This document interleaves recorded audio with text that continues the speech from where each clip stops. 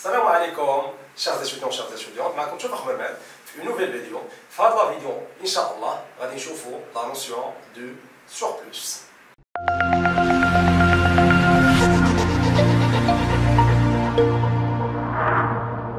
Donc باش يمكن لنا نفهموا مزيان la notion du surplus، donc غادي تتبع معايا في واحد l'illustration graphique d'un marché وغادي نفهموا la notion du surplus. Comme tu vois sur le tableau, donc on a une illustration graphique d'un marché. Alors, l'axe des ordonnées في محور الأراتيب عندنا ce qu'on appelle le prix du marché كما كتشوفوا هنا P. Au l'axe des abscisses, donc on a ce qu'on appelle Q, c'est-à-dire la quantité de marché. Donc, là, on trouve ce qu'on appelle la courbe d'offre. Donc, كيفما كتعرفوا وكيفما شفتوا معايا في الفيديو اللي من قبل. Donc la courbe d'offre, c'est une courbe qui est croissante. Donc la loi de l'offre, quand le prix d'un bien augmente, sa quantité offerte par les entreprises augmente. On a ce qu'on appelle la courbe de demande. Donc la courbe de demande, c'est une courbe qui est décroissante selon la loi de la demande. Ok? Comme je chauffe les vidéos, déjà, on a la notion de l'offre et la notion du demande. On a les déterminants. Ok? Alors, l'intersection de la courbe de demande et la courbe d'offre, quelque chose qu'on appelle le point l'équilibre du marché. Donc, nous avons l'équilibre du marché ou التوازن ديال السوق. Donc, nous avons التوازن هو ذاك le point ملي كتولي عندنا la quantité offerte par les entreprises كتساوي la quantité demandée par les consommateurs. C'est-à-dire, يعني كاين 100 produits وكاين 100 شاري. Donc, l'offre égale à la demande.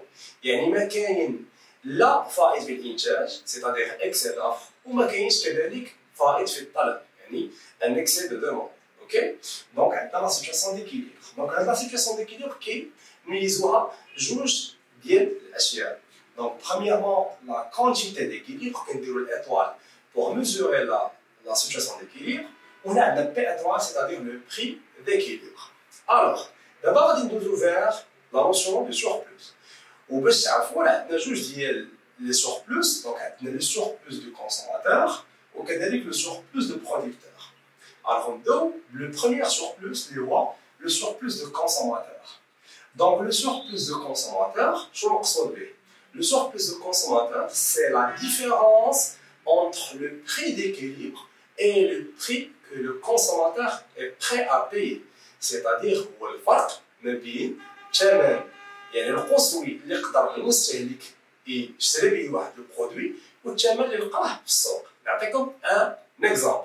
باغ اكزومبل انا بغيت نشري ان تليفون. دونك داك لو تليفون سور لو مارشي الثمن ديالو باغ اكزومبل هو 100 درهم. باغ اكزومبل هاد بي اتوال تيكال 100 درهم. ولكن انايا غادي وعوال نشريه باغ اكزومبل بان بي ماكس لو بري ماكسيموم داشا. بي ماكس باغ اكزومبل تيكال 200.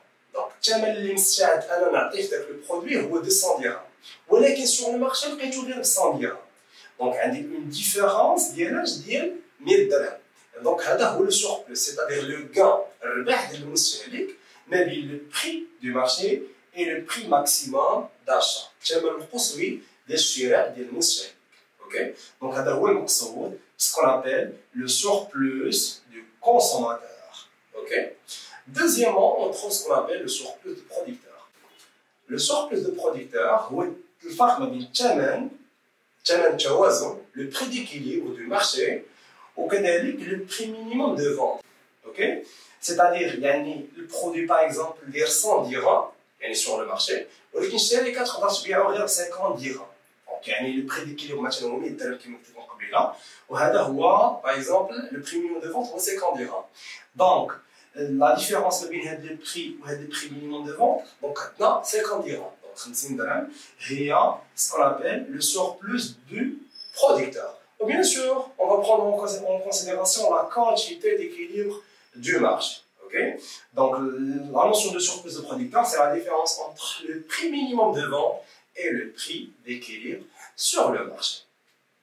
Voilà, كنتمنى تكونوا استفدتوا معايا مزيان من خلال هاد الشرح ديال لا نوسيون دو سوربلوس بلو بريسيزامون سوربلوس دو كونسوماتور اي دو برودكتور. الوغ نشوفكم ان شاء الله فيديو جديده وحياكم الله.